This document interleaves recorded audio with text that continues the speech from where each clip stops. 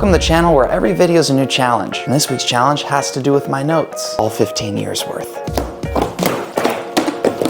What should I do with all these notes I've been taking for the last 15 years? Okay, my first problem is I don't actually remember a lot of the things inside my journals and binders. And someone should stop me because I keep taking new notes nearly every day. These are pages from a decade ago that I haven't gone back and looked at one time. That's because I'm busy living my life and taking more notes. My second problem is that since my notes have become like this ocean of information, I don't know how to sift through them to find anything I might be looking for. In other words, all the information is lost amongst all the other information. Well, that's a problem. This isn't a recent problem. Even when I was sitting on my first binder ever, and it only had like 100 pages in it, I've always had a really bad habit of taking dense notes. So dense that 100 pages was a lot more like 300. 300 pages of stuff I don't fully remember and of good information I can't easily find. It seems ridiculous, but it's a problem and I'm going to fix it. You see, I don't take notes just to journal my thoughts or document my emotional status today. I do some of that, of course, but mainly I take notes to try to get to the bottom of certain topics. My goal is to be an expert practitioner in the topics that I take notes on, so that hopefully I can do the most in my life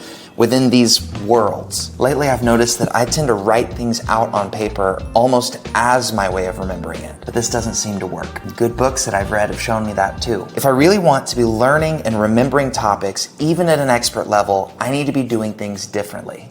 In very short order, we lose something like 70% of what we've just heard or read. Today, we know from empirical research that practicing retrieval makes learning stick far better than re-exposure to the original material does.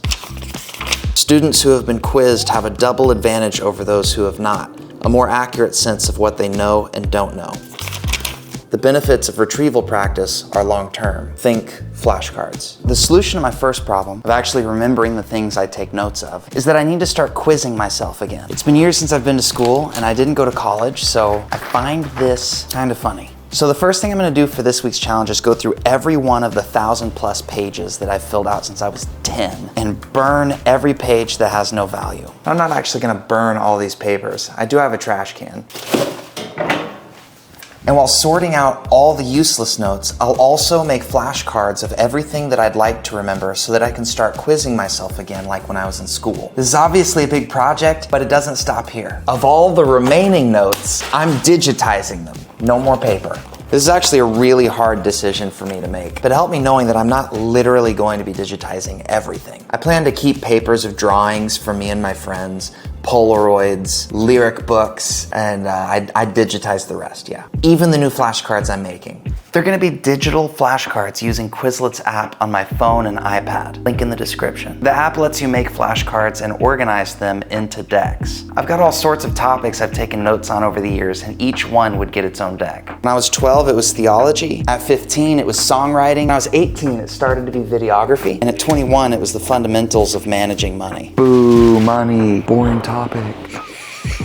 I can start to move all of this information from living in these binders to living in my head where I think it belongs. And hopefully, all of these topics that are most important to me can actually start to improve my life day to day. So let's recap. 1,000+ papers cut down to only the stuff that I find most valuable. Digitizing those remaining pages and using Quizlet to make decks of flashcards of all the stuff that I'd like to be remembering long term. It's not gonna be easy from this point using flashcards to try and memorize stuff. It definitely solves my first problem of feeling like I don't remember enough of the things that matter most to me. And so, this is a system that I'm happy that I've found that moving forward will hopefully help me learn all sorts of things. So I think it's time to tackle the second problem I mentioned in this video. How do I make it so that the 600+ pages that are left and all the notes to come are easy to sift through for information and feel approachable if and when I want to search through them for something specific? First, with all these notes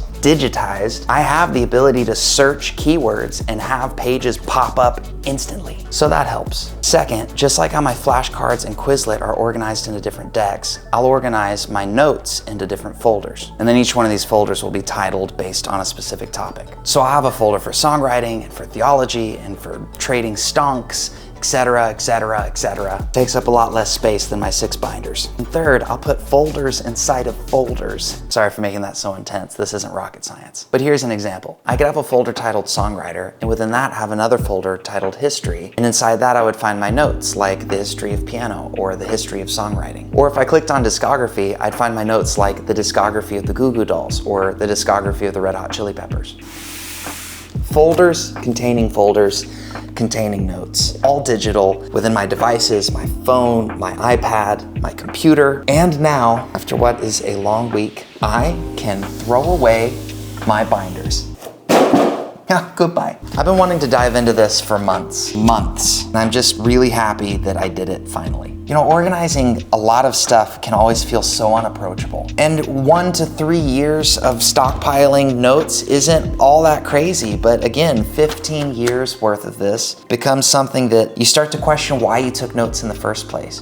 Did I take them just to take them, or did I take them because there's somewhere I want these notes to get me? I want to learn, I want to improve every day, every week. And in a lot of ways, the real work starts now. Going through my flashcards every day, finding the time for things like that, and making new habits to learn and remember, memorizing quotes from people that I look up to, or the people that those people look up to, or quotes from movies that have really inspired me, or historical dates that are relevant to my chosen topics, or unique vocabulary used by people within a specific field, and lots of other stuff. So there we go. After a lot of thought and a lot of work, I've made it through another week. We've made it through another week. It's not just me out here. I see you.